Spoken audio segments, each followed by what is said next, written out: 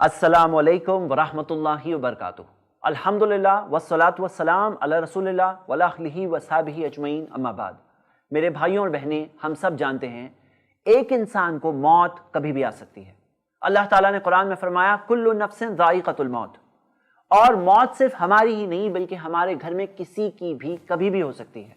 हम आज से ये प्रोग्राम शुरू कर रहे हैं और ये प्रोग्राम है आखिरी सफ़र, जनाजा ट्रेनिंग प्रोग्राम। इस प्रोग्राम में हम सिर्फ थियोरी के तौर पर आपको बताएंगे नहीं बल्कि प्रैक्टिकल तौर पे करके इंशाअल्लाह आपको ट्रेन करेंगे जनाजे के सारे मरहलों में, सारे स्टेजेस में, कि हमें हकीकत में क्या करना चाहिए और क्या नहीं करना चाहिए। मेरे साथ हमारे स्टूडियो के ब्रदर दाऊद है। अस्सलाम वालेकुम। दाऊद भाई ने वॉलंटियर किया है कि मैं प्रैक्टिकल तौर पर डेमोन्स्ट्रेट कर सकूं आपके सामने कि गुस्ल कैसे देना है, कफन कैसे पहनाना है। ये पूरा प्रोग्राम एक थियोरी प्रोग्राम हो सकता था जिसमें सिर्फ मैं बैठ के बात करता और बताता कि ऐसे ऐसे गुस्ल देना है, लेकिन शायद वो बात उतनी समझ में नहीं आएगी जितना कि प्रैक्टिकल तौर पर जब हम सब देखेंगे कफन कैसे पहनाना है, हम देखेंगे कि तदफीन में कैसे क्या क्या गलतियां लोग करते हैं, तो वो चीज के अंदर बातें और अच्छी तरह से इंशाल्लाह समझ में आ सकती है। इस बारे में दूसरी बात यह है मेरे भाइयों मेरी बहनें, ये एक बहुत बड़े अजर का जरिया है। अल्लाह के रसूल मोहम्मद सल्लल्लाहु अलैहि वसल्लम ने फरमाया मन गस्सला मय्यितन फसतरहु, जो मय्यत को गुस्ल दे और उसकी पर्दापोशी करे, सतरहुल्लाहु मिनज़्ज़ुनूब, अल्लाह उसके गुनाहों की पर्दापोशी करेगा। वमन कफ़नहु, और जो उसे कफन पहनाए, कसाहुल्लाहु मिनस्सुंदुस, अल्लाह उसे रेशम का लिबास पहनाएगा। मेरे भाइयों मेरी बहनें, कितनी बड़ी फजीलत है कि अल्लाह उसके ऐबों को छुपाएगा, उसके गुनाहों को छुपाएगा, अल्लाह उसे रेशम का लिबास पहनाएगा, यानी कि जन्नत का लिबास पहनाएगा। सुभान अल्लाह, कितनी बड़ी फजीलत है। ये हदीस हम देखते हैं इमाम तबरानी ने मौजमुल कबीर में जमा किया है। सिलसिला हदीस सहीहा में तहकीक है कि ये हदीस हसन सनद से है।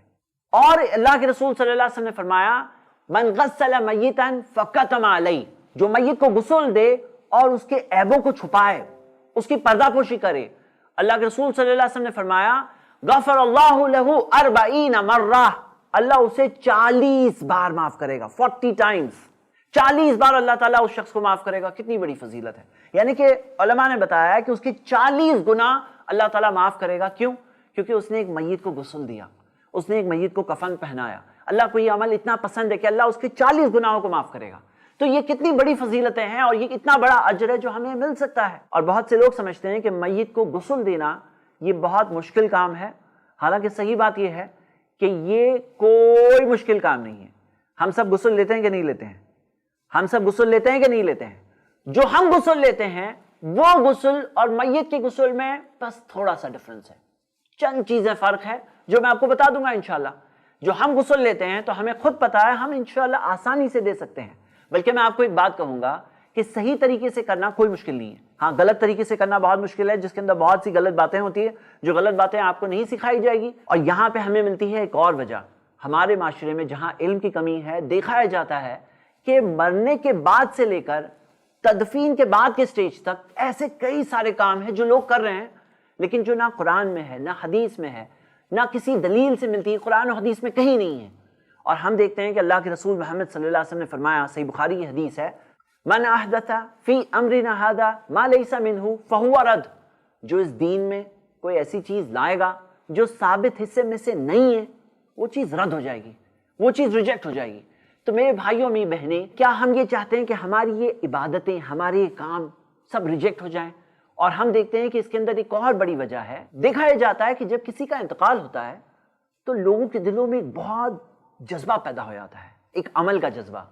लेकिन याद रखिए, जहां कहीं अमल का जज्बा आया और साथ में अगर इल्म नहीं है एक इंसान के पास, रहनुमाई नहीं है, तो लोग ऐसे कई काम करेंगे जो कहीं कुरान और हदीस में साबित नहीं है, ऐसी कई चीजें करने लगेंगे। जैसे मैं आपको एक मिसाल देता हूं कि इस्लाम ने सिखाया कि फितरत की चीज़ों में से है कि एक इंसान अपने जिस्म के बालों को शेव करें। आपको पता है कि ज़ेरे नाफ के बाल, जो नाफ के नीचे वाले इलाके के जो प्राइवेट पार्ट्स के बाल है, उसे शेव करना सिखाया गया है। लेकिन अल्लाह मुस्तान, अल्लाह की पनाह, लोग इस चीज़ पर जब एक जज्बे के साथ आगे बढ़ते हैं तो लोग अपने मरने वालों के भी वो बाल शेव करते हैं। हालांकि आपको पता है कि सही मुस्लिम की वाज़ेह हदीस है, ला यंजुरु रजुलु इला औरति रजुल, कोई भी मर्द के लिए जायज़ नहीं है, हलाल नहीं है कि वो किसी और मर्द के उसके प्राइवेट पार्ट्स की तरफ, यानी कि नाफ से लेके घुटने के इलाके के अंदर दरमियान का जो इलाका है उसकी तरफ देखे وَلَا الْمَرْأَةُ إِلَىٰ عَوْرَةِ الْمَرْأَةِ، نہ کسی عورت کے لیے جائز ہے کہ وہ کسی عورت کے پرائیویٹ پارٹس کی طرف دیکھے۔ اسلام نے تو پردہ پوشی سکھایا ہے کہ نہیں دیکھنا ہے۔ پھر کیا پردہ پوشی ہوئی؟ کیا آپ نے غور کیا جو حدیثیں اجر کے تعلق سے، ثواب کے تعلق سے میں نے ابھی 2 منٹ پہلے پڑھی، وہ ساری حدیثوں کے اندر فَسَتَرَهُ، اس کی پردہ پوشی کرے، فَقَتَمَ عَلَيْهِ، اسے چھپائے، کیونکہ وہ جس کا انتقال ہوا وہ تو خود نہیں چھپا سکتے ہیں، اپنے آپ کو کور نہیں کر سکتے ہیں، اب ہمیں ہی چھپانا ہے۔ تو کیا ہم اس بات کا خیال رکھ رہے ہیں؟ یا جذبے کے اندر لوگ جب آگے بڑھتے ہیں تو کئی سارے ایسے کام کریں گے جو قرآن و حدیث سے کہیں ثابت نہیں ہے۔ کہاں قرآن و حدیث میں کہا گیا ہے کہ کسی کا انتقال ہو جائے تو اس کے ان بالوں کو شیو کرو؟ ایک مثال ہے، مجھے پتا ہے سننے میں اچھا نہیں لگتا، لیکن فیکٹ یہ ہے نا میرے بھائیوں میری بہنیں کہ ایسی کئی چیزیں ہمارے معاشرے میں ہو رہی ہیں، اور ہم سب انشاءاللہ بہت آسانی سے یہ چیزوں کو روک کر ایسے کام کر سکتے ہیں جو قرآن و حدیث سے جن کا ثبوت ملتا ہے، جن کی دلیل ملتی ہے۔ وہ کرنے کے لیے ہمیں پہلے علم حاصل کرنا ہوگا۔ تو میں آپ سب کو ابھارتا ہوں کہ میرے ساتھ اس کورس میں اچھی طرح سے جڑے رہیں، یہ ساری کی ساری ویڈیوز کو بہت غور سے دیکھیں۔ انشاءاللہ ہم آپ کے سامنے نہ صرف تھیوری، نہ صرف پریکٹیکل، لیکن ساتھ ساتھ میں انشاءاللہ یہ ساری آیات احادیث ٹیکسٹ میں بھی آپ کے سامنے لائیں گے، تاکہ آپ کے سامنے یہ مسئلہ پوری طرح سے واضح ہو۔ انشاءاللہ اس پورے کورس کے دوران صحیح طریقہ قرآن و حدیث کے دلیل کے ساتھ آپ کو بتایا جائے گا، لیکن ساتھ ساتھ میں غلط چیزیں بھی بتائی جائے گی۔ اب آپ کہیں گے غلط چیزیں کیوں بتائی جائے گی؟ تو غلط چیزیں بتانے میں ہمارا مقصد یہ ہے کہ آپ کو صحیح کیا ہے وہ بھی پتا چلے اور غلط کیا ہے وہ بھی پتا چلے۔ کیونکہ ہوتا یہ ہے کہ جب ایک انسان کو غلط چیز نہیں پتا ہوتی ہے، پھر کوئی نہ کوئی ہوتا ہے ساتھ میں اور وہ بولتے ہیں ایسا کرو، یہ کر لو، وہ کر لو، تو لوگ کہتے ہیں کہ ارے ہمارے اس ٹریننگ پروگرام کے اندر ہمیں یہ تو سکھایا ہی نہیں گیا۔ اور کئی بار لوگ صحیح بات سننے کے باوجود پھر بھی غلط چیز کر بیٹھتے ہیں، اس لیے کر بیٹھتے ہیں کیونکہ انہیں یہ نہیں بتایا گیا تھا کہ وہ غلط چیز غلط ہے۔ تو ہم انشاءاللہ یہ پورے کورس کے دوران، یہ اس پورے پروگرام کے دوران تقریباً 100 غلط چیزیں دیکھنے والے ہیں، اور یہ 100 غلط چیزیں بتانے میں ہمارا صرف اتنا مقصد ہے تاکہ ہم وہ چیزوں کو چھوڑ کر وہ کام کیوں نہ کریں جو ثابت ہے۔ ہوتا کیا ہے کہ انسان کے اندر جذبہ لمیٹڈ ہے، اور جب ایک انسان نئی نئی چیزیں کرتا ہے تو کچھ نہ کچھ سنت سے ثابت چیزیں ہاتھ سے چھوٹ جاتی ہیں۔ ایک اور بہت بڑی بات یہ ہے کہ جن کا انتقال ہو رہا ہے ان کو اچھا خاتمہ ملے، اس چیز میں آس پاس والے کئی بار ایک بہت بڑا ذریعہ بن سکتے ہیں۔ صحیح بخاری کی حدیث ہے، پیارے نبی محمد صلی اللہ علیہ وسلم نے فرمایا انما الاعمال بالخواتیم، اعمال کا دار و مدار خاتمے پر ہے۔ جب خاتمہ اچھا ہوگا تو وہ عمل اچھا شمار کیا جائے گا، اگر خاتمہ برا ہوگا تو وہ عمل برا شمار کیا جائے گا۔ مطلب ہمارے سارے اعمال کا، ہماری پوری زندگی کے حساب کا جو دار و مدار ہے وہ خاتمہ ہے۔ اور آپ دیکھیے صحیح مسلم میں حدیث ہے، پیارے نبی محمد صلی اللہ علیہ وسلم نے فرمایا لا يموتن احدکم الا ويحسن باللہ الظن، تم میں سے کوئی ہرگز نہ مرے سوائے کہ اس حال میں کہ وہ اللہ کے بارے میں ایک اچھا گمان لے کر جائے، اللہ کے بارے میں ایک اچھا گمان لے کر جائے، اس حال میں مرے ہو۔ میرے بھائیوں میری بہنیں، کتنی بار ایسا ہوتا ہے کہ آس پاس والے اس مرنے والے کے ذہن میں کتنی غلط باتیں ڈال دیتے ہیں، اسے کتنی ساری غلط باتیں کہتے ہیں، بولتے ہیں کتنا برا ہوا، نوجوان آدمی، آج اس کا انتقال ہو رہا ہے۔ اب یہ بات سن کر کے اس مرنے والے کے ذہن میں اگر آ گیا کہ ہاں میرے ساتھ بہت برا ہو رہا ہے، کون کر رہا ہے؟ اللہ کر رہا ہے۔ کیا اللہ کسی کے ساتھ برا کرتا ہے؟ اللہ کسی کا برا نہیں کرتا۔ اللہ کے ناموں میں سے ایک نام ہے البر۔ البر کا مطلب ہے صرف اچھا کرنے والا۔ اللہ تو صرف اچھا کرنے والا ہے، اللہ کسی کا برا نہیں کرتا۔ تو یہ خیال اگر کسی کے دل میں آیا ہاں میرے ساتھ برا ہو رہا ہے، تو پھر کیا ہوا؟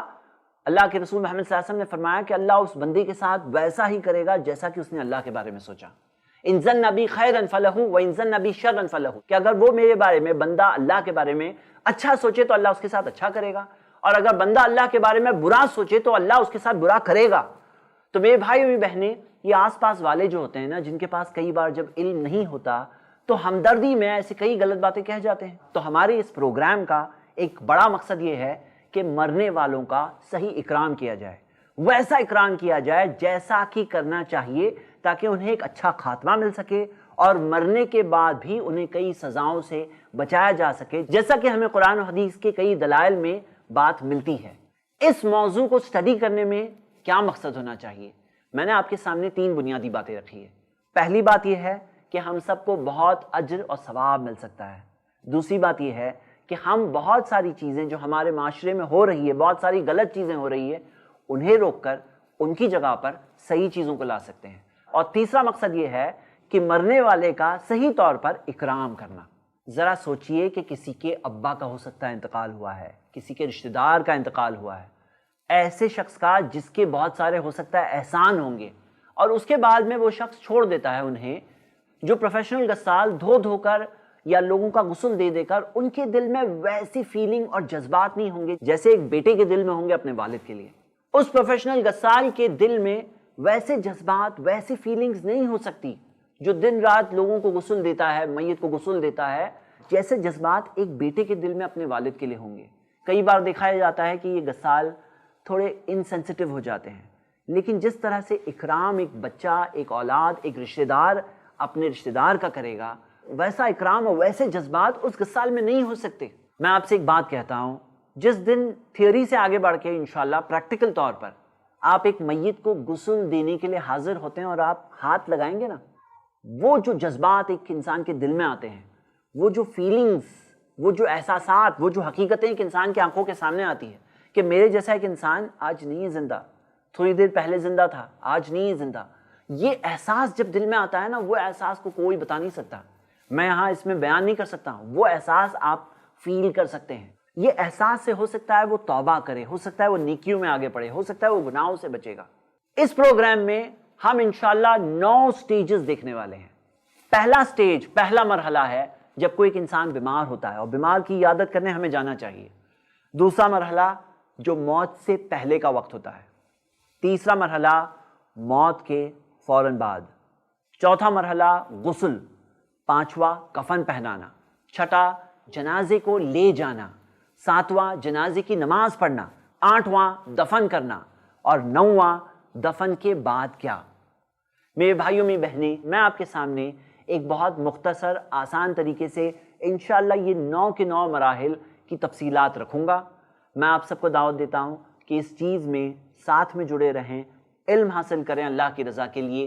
یہ ساری چیزیں عبادتیں ہیں اور یہ سیکھنے میں بھی ہمیں اجر ملتا ہے۔ ہم اپنا پہلا مرحلہ شروع کر رہے ہیں اور وہ ہے مریض کی عیادت کرنا، مریض کو دیکھنے جانا۔ اگر ہم دیکھنے جائیں گے، کبھی ایسا ہوگا کہ اس کی طبیعت تھوڑی کمزور ہوگی، خراب ہوگی، ریکورنگ ہوگی، یا کبھی ایسا بھی ہو سکتا ہے کہ موت کا وقت ہو۔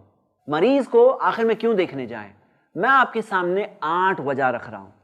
ہم دیکھتے ہیں کہ آج کل کی اس فاسٹ لائف کے اندر یا اس بزی شیڈیول والی زندگی کے اندر لوگ کئی بار وقت نہیں نکالتے ہیں مریضوں کی عیادت کرنے کے لیے، لیکن اس میں کیا ثواب ہے میں آپ کے سامنے رکھ رہا ہوں، جو ہم سب کے لیے ایک یاد دہانی اور ایک نصیحت کی بات ہے۔ پہلی وجہ، یہ ایک حق ہے مسلمان کا دوسرے مسلمان پر۔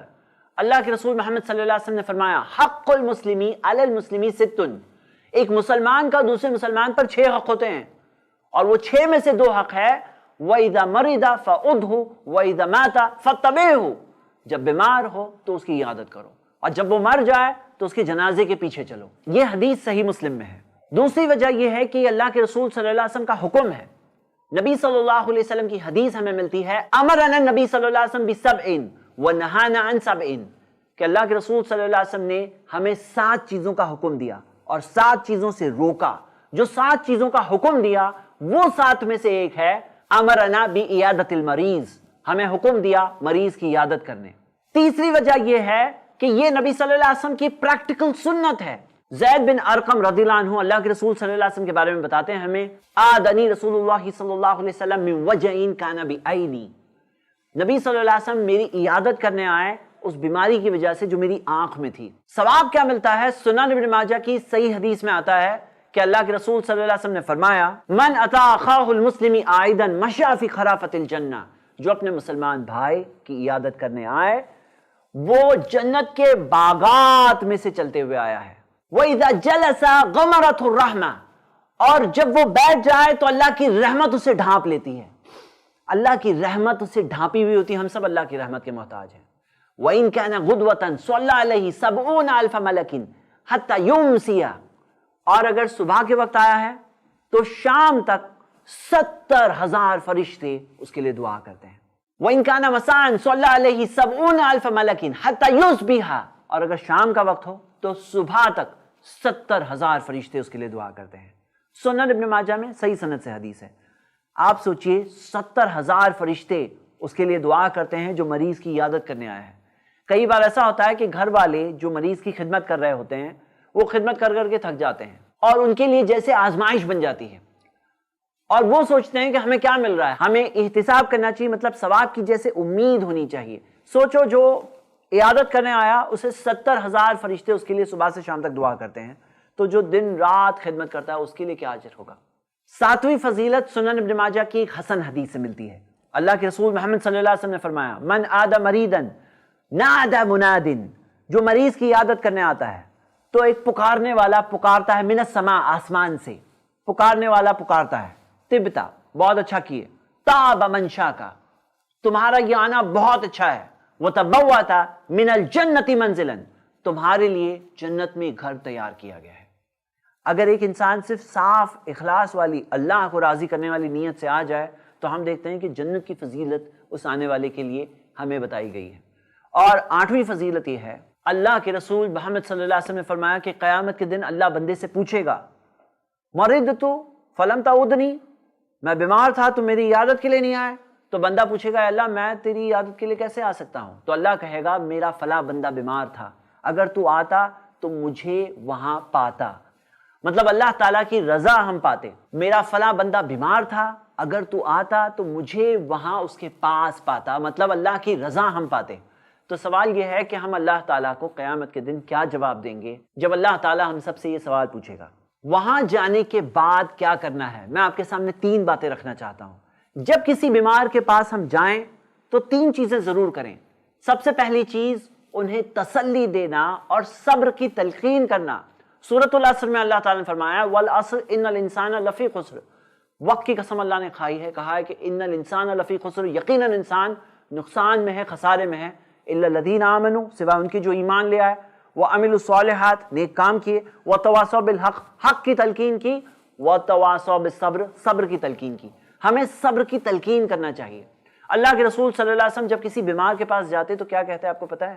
حدیث ہے صحیح بخاری کی, نبی صلی اللہ علیہ وسلم فرماتے, لا باس طہور انشاءاللہ, کوئی فکر کی بات نہیں, گناہ معافی ہوں گے انشاءاللہ, گناہ معاف ہوں گے. انہیں یہ تسلی دے رہے ہیں, گناہ معاف ہو رہے ہیں, فکر کی بات نہیں ہے, مومن کے ساتھ کچھ برا نہیں ہوتا ہے. اللہ کے رسول صلی اللہ علیہ وسلم نے ہمیں یہی تعلیم دی, یہی بات ہمیں ان تک پہنچانا چاہیے. انشاءاللہ کچھ پرابلم نہیں, انشاءاللہ سب ٹھیک ہو جائے گا, طہور انشاءاللہ, گناہ معافی ہوں گے انشاءاللہ. اور اللہ کے رسول صلی اللہ علیہ وسلم نے فرمایا, صحیح مسلم کی حدیث ہے, پوائنٹ نمبر 2, اذا حضرتم المریض, جب تم کسی مریض کے پاس حاضر ہو, او المیت, یا میت کے پاس حاضر ہو, فقولوا خیرا, صرف اچھی باتیں کہو. فإن الملائکۃ یؤمنون علی ما تقولون, جو تم کہتے ہو اس پر فرشتے آمین کہتے ہیں. فرشتے جو ہم کہہ رہے ہیں اس پر آمین کہتے ہیں. یعنی کہ اگر کوئی کہے کتنا برا ہوا تو فرشتے کیا کہہ رہے ہیں؟ آمین. یعنی کہ ہمارا آنا ان کے لیے خیر لانے کا ذریعہ ہوا یا شر کا ذریعہ ہوا, ہم خود سوچیں. تو ہمیں بولنا چاہیے ایسی باتیں جو اچھی ہو. فرشتے کیا کرتے ہیں؟ آمین. یہ ہمارا پوائنٹ نمبر 2 ہے. فرسٹ پوائنٹ کیا ہے کہ انہیں صبر کی تلقین کرنا. دوسری بات کیا ہے؟ صرف پازیٹیو باتیں کہنا چاہیے, وہاں پر نیگیٹو بات کہنا نہیں چاہیے, کیونکہ یہ تقدیر کا فیصلہ ہے. آسمان اور زمین کے بننے کے 50,000 سال پہلے سے لکھا ہوا تھا کہ فلاں آدمی کو بیمار پڑنا ہے, فلاں کا انتقال ہونا ہے. کوئی اس چیز کو روک نہیں سکتا, جو ہونا تھا وہ ہونا تھا. ہم یہ کر سکتے ہیں کہ اب کیا کریں, اب ہمارا ری ایکشن کیا ہو. اب انہیں صبر کرنا چاہیے, اب گھر والوں کے اندر صبر ہونا چاہیے. یہ بہت اہم بات ہے. یہ دوسری بات ہے. اور تیسری بات اس تعلق سے یہ ہے, اللہ کے رسول صلی اللہ علیہ وسلم نے ہمیں سکھایا کہ جب تم کسی مریض کے پاس جاؤ اور اگر اس کا وقت نہیں آیا ہے, اور یہ دعا پڑھو 7 بار, اسأل اللہ العظیم رب عرش العظیم ان یشفیک, کہ میں عظیم العظیم اللہ سے مانگتا ہوں, رب عرش العظیم جو بڑے عرش عظیم کا رب ہے, ان یشفیک, کہ وہ آپ کو شفا دے دے. یہ چیز اگر ہم 7 بار دعا کریں گے اور اگر اس شخص کا وقت نہیں آیا ہوگا تو اللہ تعالیٰ اسے شفا دے گا. مطلب ہمارا آنا اس کے لیے شفا ملنے کا ذریعہ ہوا. میرے بھائیوں میری بہنیں, ہم اس ایپیسوڈ کو یہیں پہ ختم کرتے ہیں. اس ایپیسوڈ میں ہم نے 3 وجہ دیکھے کیوں ہمیں اس موضوع کے متعلق علم حاصل کرنا چاہیے. وہ 3 وجہیں ہیں. پہلی وجہ تاکہ ہمیں اس کا ثواب اور اجر ملے. دوسری وجہ تاکہ ہم صحیح چیزیں کریں اور غلط چیزوں سے بچ سکیں انشاءاللہ. اور تیسری وجہ مرنے والے کا صحیح طور پر اکرام کیا جا سکے. اس ایپیسوڈ میں ہم نے 8 وجہیں دیکھی کیوں ہمیں مریض کی عیادت کرنی چاہیے، اور مریض کے پاس عیادت کے دوران کیا کرنا چاہیے وہ ہم نے 3 باتیں دیکھیں، اور وہ 3 باتیں ہیں صبر کی تلقین، صرف اچھی باتیں کہنا اور ان کے لیے دعا کرنا۔ اللہ سے دعا ہے کہنے اور سننے سے زیادہ ہم سب کو اللہ تعالیٰ عمل کے میدان میں آگے بڑھنے کی اللہ ہمیں توفیق دے، وہی ہمارا ریاکشن ہو، وہی ہمارا ایکشن ہو جو قرآن و حدیث میں اللہ تعالیٰ نے ہمیں سکھایا۔ اقول قولی ھذا واستغفر اللہ لی ولکم ولسائر المسلمین من کل ذنب واستغفروہ انہ ھو الغفور الرحیم۔ ایسے ہی اور ویڈیوز بنانے میں ہماری مدد کریں۔